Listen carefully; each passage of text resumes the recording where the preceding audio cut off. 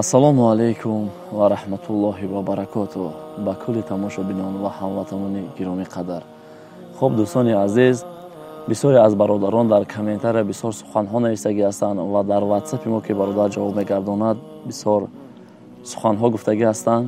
ҳозир бародар амонҳоро иншааллоҳ ки якчандташро баҳри мо савол мекунад, бо хоси худованд хоҳем ҷавоб гардонд ва иншааллоҳ то охири барнома тамошо кунед, шояд ки бисёр чизҳоро аз инҷо бифаҳмед.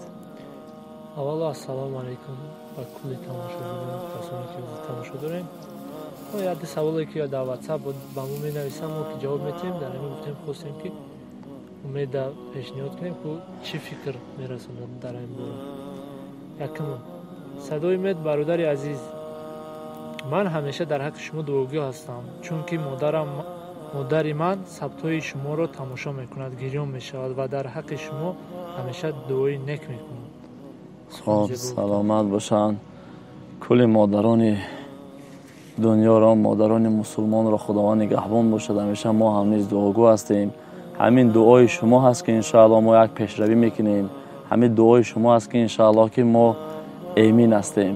ҳамеша дар ҳаққи мо бо дуо бошед. мо ҳаракат мекунем ки беҳтарин наворҳоро баҳратон пешниҳод кунем. модари азиз, худованд ҳамеша нигаҳбонат бошад. дуюм, бародари аҳли ислом, умедҷон шунидам ки дар хонаи шумо 50 камера задагӣ аст. дар мошинтон ҳам каме ҳаст ва шумо 7-8 охрана доштаед ё ин ки не? саломат боша бародари азиз. ҳака камераро камтар бисёри баъд гуфтен. хака мошини ҳамаи камера дорад.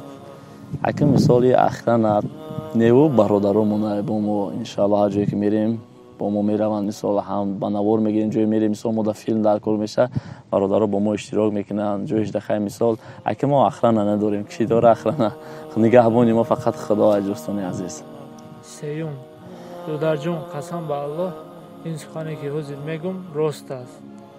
ман дар чандин корҳои хато будам. аз навори шумо ман 1 сол мешавад ки аз ҳамон корҳои будам гаштам. падарта раҳмат. ӯ одамое ки шуморо ҳар суханҳо мегӯяд, ба онҳо аҳамият нате. одами беақл медонад ки киро гумроҳ кардестай ва ё худшон фаришта мегиранд. хоб саломат боши бародари азиз. аллоҳ ҳамеша нигаҳбонтон бошад. хоб иншааллоҳ. бале ака аҳамият наметиҳем ба ӯ инсонҳое ки дар ҳаққи мо ҳар суханҳо мегӯянд. мо як бор гап мезанем. инсони бофаҳм худ мефаҳмад. ман ба ӯ инсонҳое ки маро ҳар чӣ мегӯянд ба онҳо коре надорам. ман ба ҳамон мардаме кор дорам ки моро гӯш мекунанду аз мо як баҳрае мегиранду мо ҳам аз шумо як баҳрае мегирем иншааллоҳ. ман фақат суханам кунам ба хотири шумо мекунам, на ба хотири онҳо.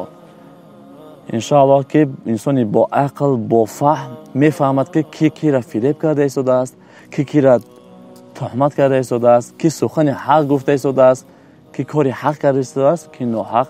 худ маълум аст. ҳар чӣ ки аён ҳаст оҷат ба баён нест. чорум суол, бародари азиз, як чиро нафаҳмидам.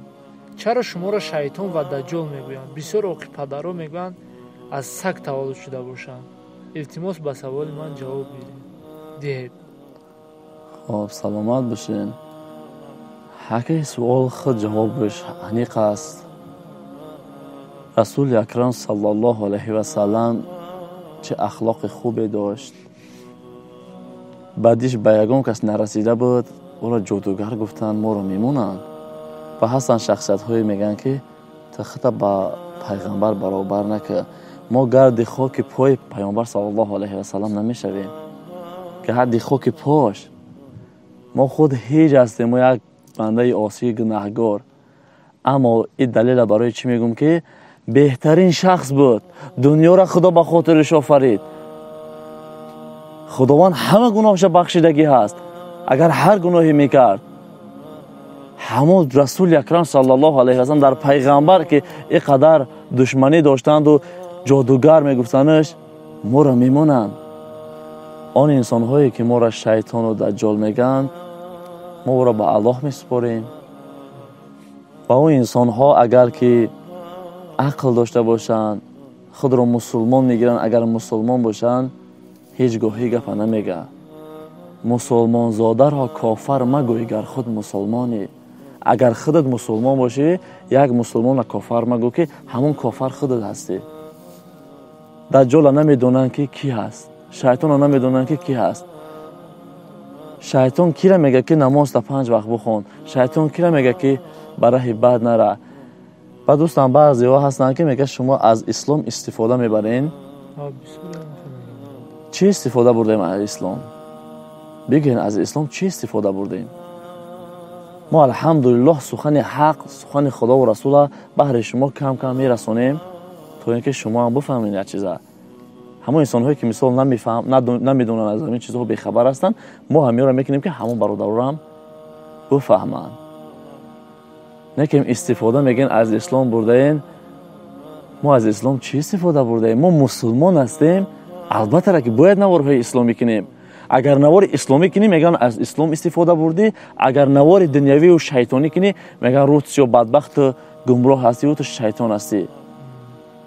این هست یک گمراه اگر کو یک سخن یک قصه حق نقل کنه یا اینکه یک آیت بخونه همه تعریفش میکنه که تو بسیار انسان خوب هستی و تو خدا ترسی. اما یک انسانی که در راه خدا است و قصه اسلامی میکند اگر یک خطاگی کنه همون خطاگیش میقبل که تو شیطان بوده تو دجال بوده. اینگونه بسیار هستند. خب بگید نوشم چگونه نوار کنیم؟ میگید که اسلامی نکه تا اسلام استفاده میبره. بگذارید من نوارهای اسلامی نمیکنم. چی نوارها کنم؟ بگذار بخونن یا اینکه کلیپ های بی معنی، پریکول های بی معنی کنیم. اگر ایو را کنیم و چقدر دشنو میتونیم که روت یا بدبخت شیطان ختم مسلمان و ختم ملا میگیری با در این کارها دست دهی.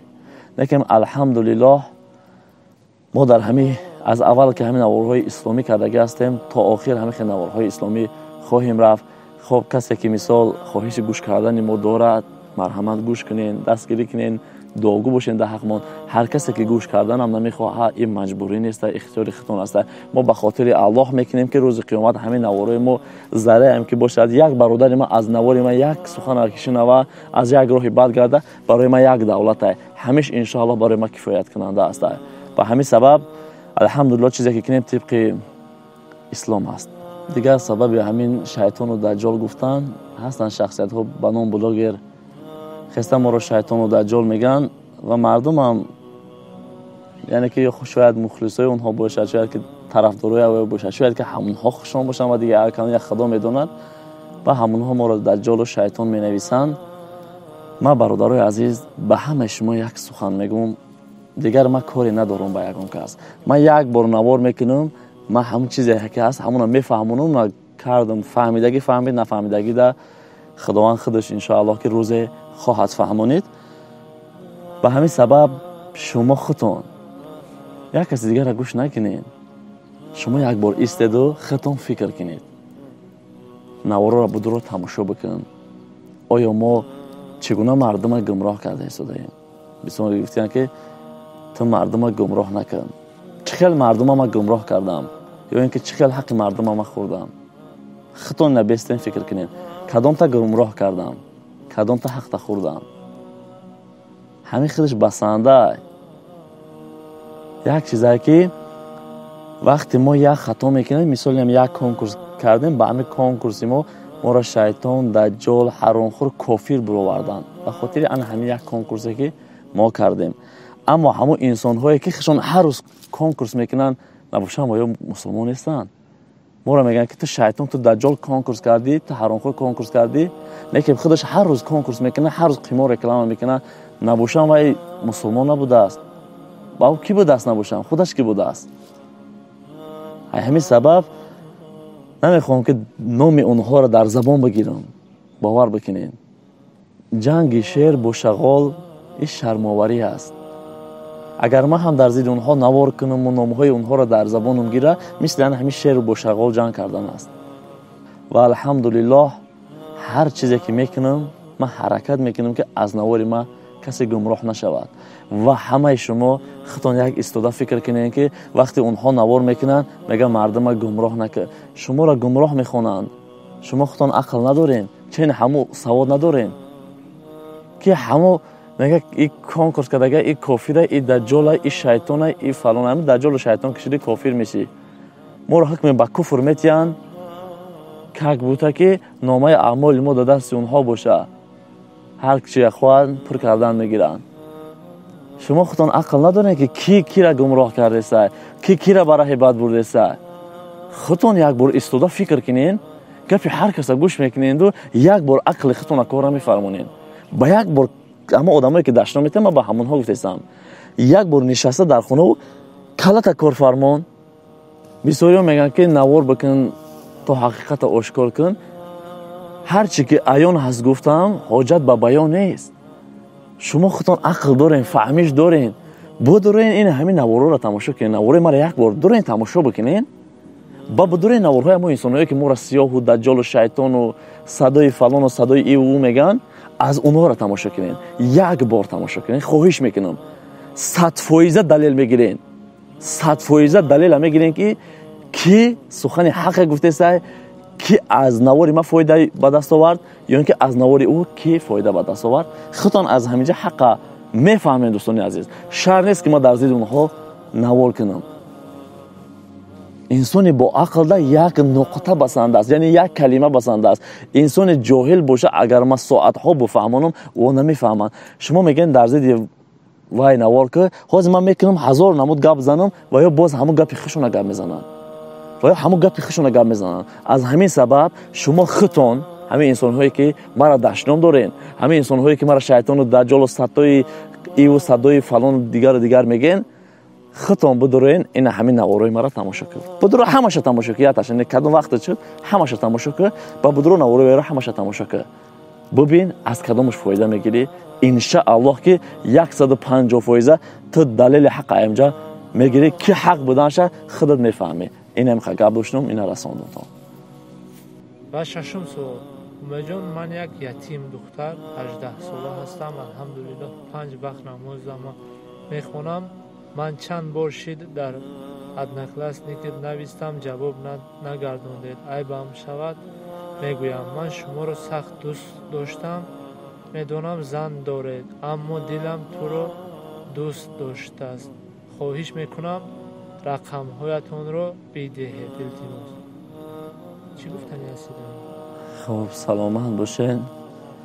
بله اکه هستن بسیار در ادنا کلاس که در اینستاگرام می نویسن. عذر زیاد میگم از همتون که ما داخل ادنا کلاس که نمیشوم. شاید که در ادنا کلاس که زیاده از 5-6 هزار برادران ما نوشتگی باشن. لیکن من همونا را عذر زیاد میگم که من وقتم هم کم است، هم اینترنتم که سست است، همونجا داخل نمیشوم. بخشش زیاد. اما در این خواهر گفتنی هستم که خواهر عزیز من به دل شما خیلی هیچ چیز گفتن نمیتونم. من به فرمان دلم که دل به فرمان من است.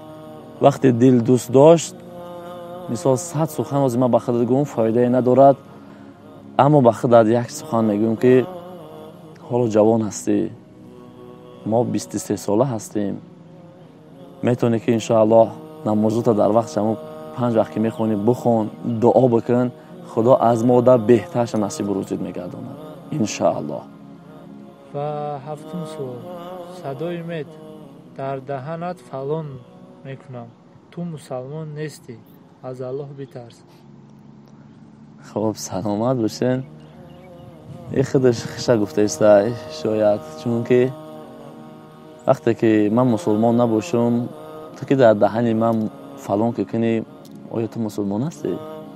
آیا مسلمان در دهن یک کس دیگه زنا میکنه؟ آیا مسلمانی در همیه؟ خیلی مایل من مسلمان نیستم. تو مسلمان هستی که در دهن من فلان میکنی. رحمت قبول گفتون. لیکن انشاءالله روز قیامت نزد خداوند جواب خواهی گفت. خب هر کسی که در حق ما بدبینی دارد، دشنا میکند، دیگزار کردن گیرین، همه اتان رو به الله میسپارم. انشاءالله روز عرضها خواهید فهمید. روز میشد که به قد انا همون زبانی که تو دشنامیتی میرسی، اما او وقت دیر میشود. از دشنامیت به ما یا که به دیگر کس نه ضرر است نه زیان است. او ضرر زیانش برای جان خودت هست. فقط در حق ما با دعا باشین، خداوند همتون نگهبان باشد. دیگر از این سپس موضوعای ما را مثل سوال و جواب هایی که شما در لازم است در همین کامنت را بنویسین. چه سوالی که باشد از شبکه همین برادرمون بهرام تیم مثل کش در زیر همین ویدیو میمونم. خدا خواه بدورین آبونه شوین. همه موضوع در شبکه همین برادر میشود. چه سوالی که دارین در زیر همین کامنت را بنویسین. ان شاء الله که دفعه دیگه برادر کامنت های شما رو هر یک کش خوانده ان شاء الله که یک جواب خواهیم داد. خدا یار و مددگارتان باشد. در حق من با دعا باشین.